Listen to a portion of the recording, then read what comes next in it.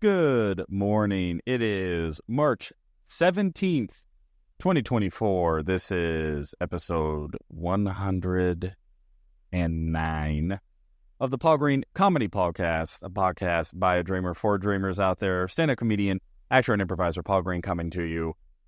Although this is my 109th episode, this is actually only the second episode with my brand new sign, which was created and designed by my good friend Alejandra down in Mexico City. She helped me design it along with a friend of hers named Omar. So they designed my logo, and then they converted my logo into this neon sign, and I think it is badass. Forgive my language. But the day that it arrived was a week ago, and then I hit the road, and I love this sign so much, I almost thought of bringing it with me to San Diego and Los Angeles and driving around with it so that when I did these podcasts on the road, as I am apt to do, that I could still use the sign. But I didn't want it to break. You know, this plastic is not super durable. And I've only been back for a few days, and I have not figured out how to hang it yet either. I have some ideas. I bought some stuff from Lowe's to try to hang it, but I have not had the gumption to give that a shot because I have been performing all weekend. I did 4 shows this weekend at JP's Comedy Club in Gilbert, which is pretty much my home club, I consider it, because I get to do 4 or 5 shows there a month. When I'm not out of town, it's 5 shows. And this weekend's shows were a little interesting. I'm a little rusty because the last show I had done was that show in San Diego a week ago.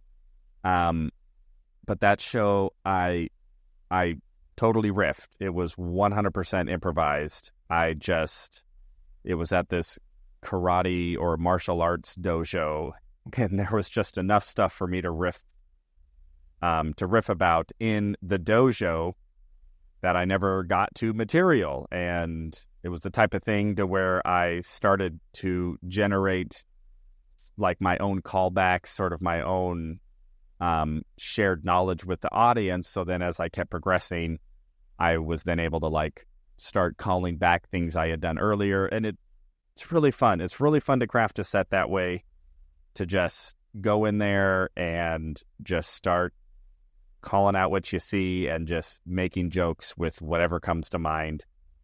And, you know, I want to try to figure out how to make my written material feel that way. And man, it's not easy. I'm trying to see if there, you know, like if I need to write differently, if I need to write in a different energy. There's just such a different cadence when I'm riffing and being spontaneous than when I'm delivering material that I've written. And I don't know, I'm starting to just now experiment with, can I write in a way that makes it feel when I'm presenting it that it is a spontaneous riff. And, you know, so the audience would have no idea. They would have no idea the difference between when I'm riffing and when I'm in material. Because right now, there's a pretty clear difference from when I'm riffing and when I'm doing material. And, you know, I don't riff. I mean, I do sort of go off script. You know, I'll call out what's going on in the room or whatever. But you know, it's rare for me to do what I did last Saturday and just improvise a whole bunch of material. I mean, like literally improvise the whole set. So that's something I've been thinking about this weekend. During my 4 shows, I tried all new material. Didn't really repeat any joke. I even brought back this bit that I used to do when I first started doing comedy, but I sort of let it go. It wasn't quite working. And so I brought that. I tried doing that a couple times this weekend. The first time I tried it didn't really go great. Second time I tried it, I found a couple of other ways to present it, which I think went a little bit better. But it's still missing something. Actually, a lot of the material I did this weekend is still missing something. Like, it wasn't bad, it wasn't bombing, but it was, we had very generous audiences, I'll put it that way. And so in front of a generous audience that wants to laugh, most of it did pretty well. Some of it did okay. I had a few swing and misses, but again, the audiences were very generous, and I was funny enough. It's not like I was bombing and the audience hated me. So even when I had a couple of those swing and misses, I was able to, just sort of call it out and move on, go to the next bit. But yeah, I am trying to write a bunch of new stuff. I want to see if I can get another tight 15 to 20 minutes maybe this year. Add that on to some of the stuff I was doing last year. I didn't write a ton of new stuff last year. I wrote maybe about 7 or 8 minutes of, maybe closer to 10. And that stuff I'm already sort of bored with. And so I'm now trying to find out what's next, what's interesting to me, what's landing with audiences, what do I really want to dive into. And what's interesting is I'm actually going the opposite direction I thought I would be. Last year, I got a lot more real. I got a lot more honest about my life, and I was telling very true experiences, which are a little heavy. I talk about, a relationship I was in. I talk about calling the suicide hotline, which is all a true story. I talk about going to therapy. So the subject matter is a little heavy, but I was being a lot more transparent and a lot more vulnerable, which of course, that's what you always hear. Oh, you got to be vulnerable. You got to tell the truth. You got to be authentic and all of that stuff. And I really was. And it was working pretty well. Like I was enjoying that material. Now I'm getting into a place to where I want to be I'm just trying to be a little more, observational, a little more light, but just trying to find the funny in the everyday things. I've been trying out this material about being addicted to a cell phone, and about how there's so many ads on YouTube, and now there's ads on Netflix, and talking about Spirit Airlines, right? Like every stand-up comedian has a bit about Spirit Airlines, and I'm going, well, what would be my take on Spirit Airlines? How can I talk about these more sort of, benign, sort of everyday topics, and just having an opinion on them and trying to find the jokes within my opinion and just keeping it light and fun for the audience. And it's also light and fun for me. I'm not having to open up a vein up there and try to be, all deep and real and dark and all of that stuff. So, it was fun. I had a great time at all 4 shows. All 4 shows again went pretty well.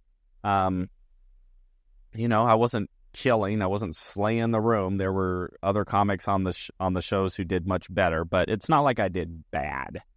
So I don't know. I'm just that's just where I'm at in my stand-up comedy journey, and trying to evolve as an artist. And and I will say I am really putting a lot of thought. It's in my mind a lot about, but how do I actually make it? Because that is the big question mark. And again, I talked about this before, but I have just met so many comics who have been in the game longer than me and more effectively than me. Effectively meaning they've had really cool breaks and experiences and have hit milestones that I haven't even hit. And, they hit all those milestones when they were much younger than me. And so it's just all that head trash. It's just all that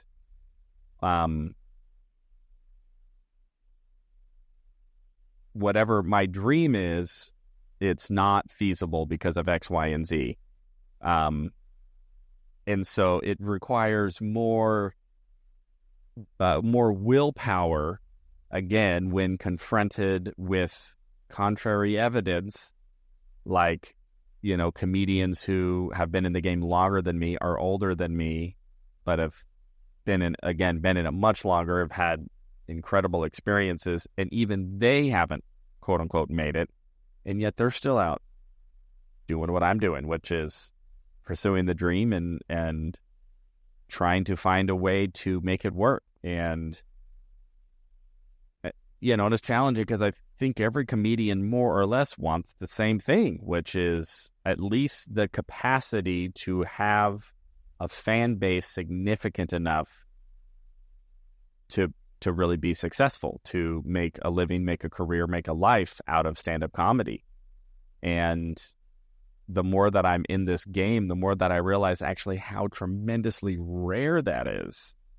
And so it's difficult to continue to pursue the dream with passion and enthusiasm when the reality of the statistical probability of massive success seems so small. And then, of course, we have to look around and say, well, who has made it and why? And then, looking at the comics who are blowing up right now, who are becoming very successful or getting big followings, and then having to go like, okay, well, but why that person? Because, then it's so easy to judge. It's so easy, to be bitter and be like, well, they're just following him because blah, blah, blah. Or they're just following her because she's really attractive, or they're just, whatever it is. And I try not to think that way because that doesn't help me at all. All that is doing is just adding more negative evidence and creating negative energy around my belief in something happening for me, something huge and something positive that puts me in a situation to have that level of success, to literally live what my dream is. So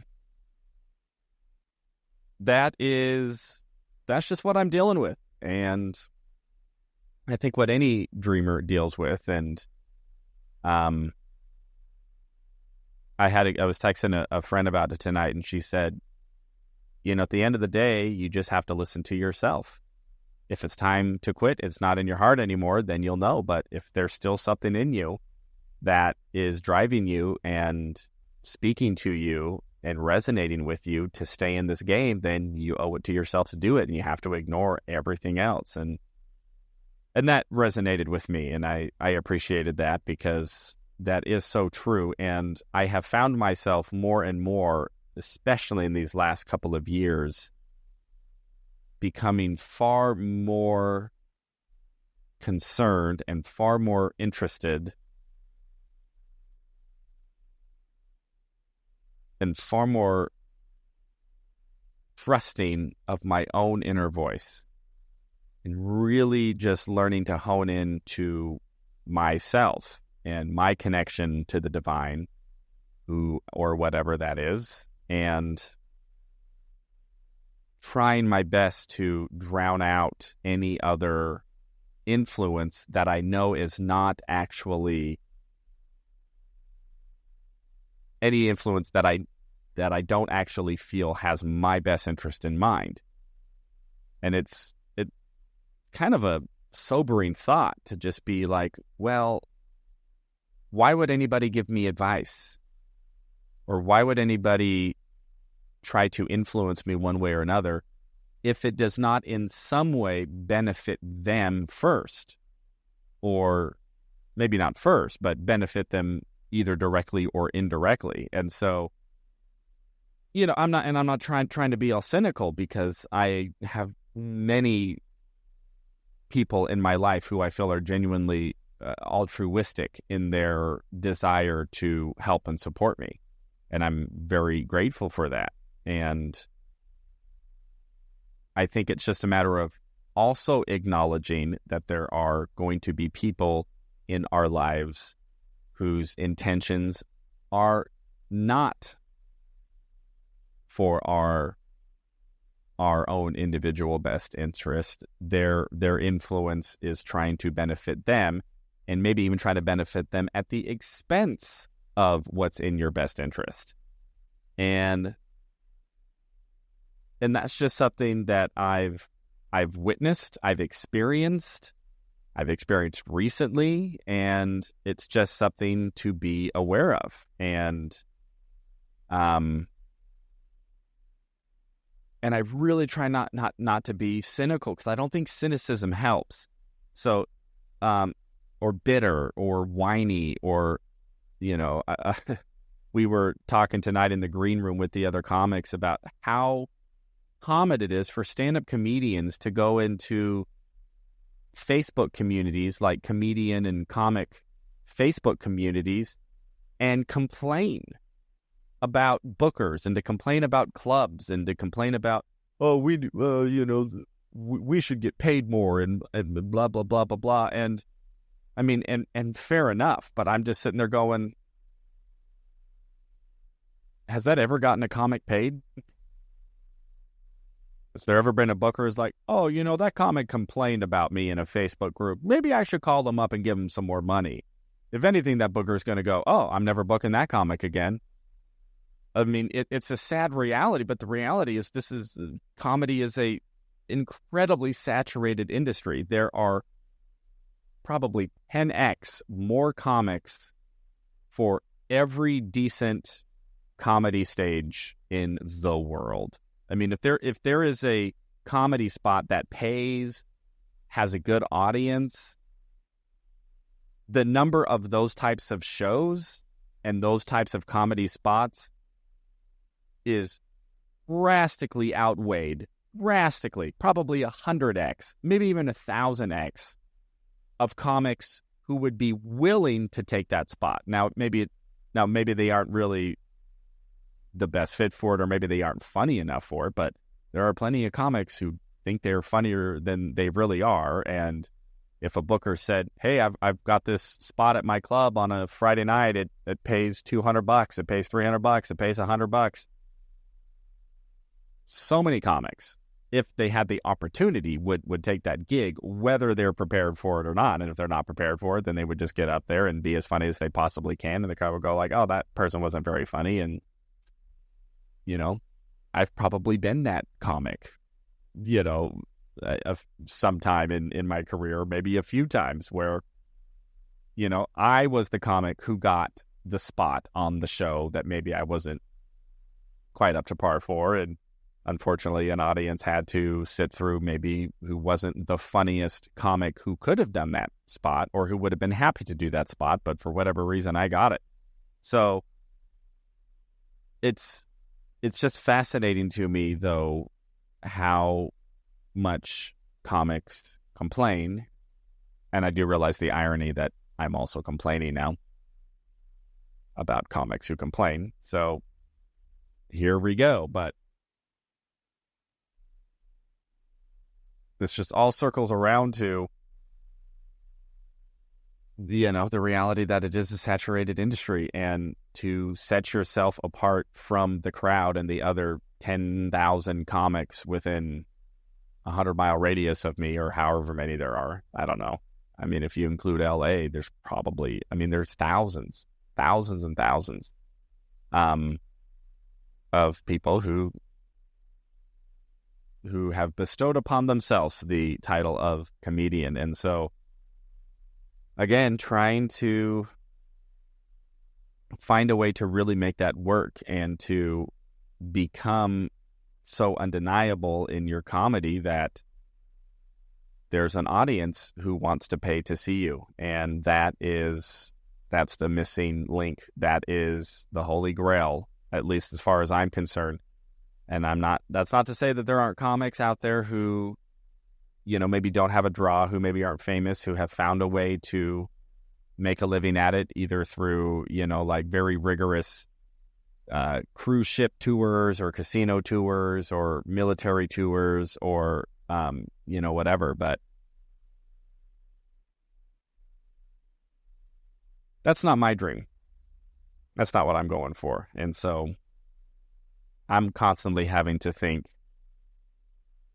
much bigger than my present reality, which then it gets hard to determine how much I am dreaming and how much I'm being ambitious and how much I'm just a psycho, loony, delusional person. And who knows, maybe I'm a little bit of both. But like my friend said, you have to listen to that inner voice, and there is something inside me that just keeps me on this path. Just keeps me on the path. And then, I'll have shows like I had a week ago where I just have the most incredible euphoric experience. And even the shows this weekend, even though I was trying all new material, and so it wasn't like I was in the zone, and I was only doing 10 or 12 minute sets, and it wasn't like, even in that whole 10 minutes wasn't all grand slams. I had a couple of dips and whatever. And again, I'm working out new material. That's part of the process. But I don't know. I don't know why I'm on this path. I can speculate that it was my choice, but there's another element that just feels something beyond me had a huge influence on me being on this path, because it doesn't make any sense logically to do this. It's just not a thoroughly thought out business plan. But man, when it's happening and when I'm in that zone and I feel free up there and I'm connected with the audience and it's just me and a microphone and I'm feeling it, there really is something just beyond euphoric. And I still have something in me that is compelling me forward, and that gives me hope that there is something very significant on the horizon for me if I can just stay in it, trust that inner voice, like my friend said, and be open to whatever happens with that. So that is where I'm at on a Sunday morning, March 17th. I believe it's St. Patty's Day.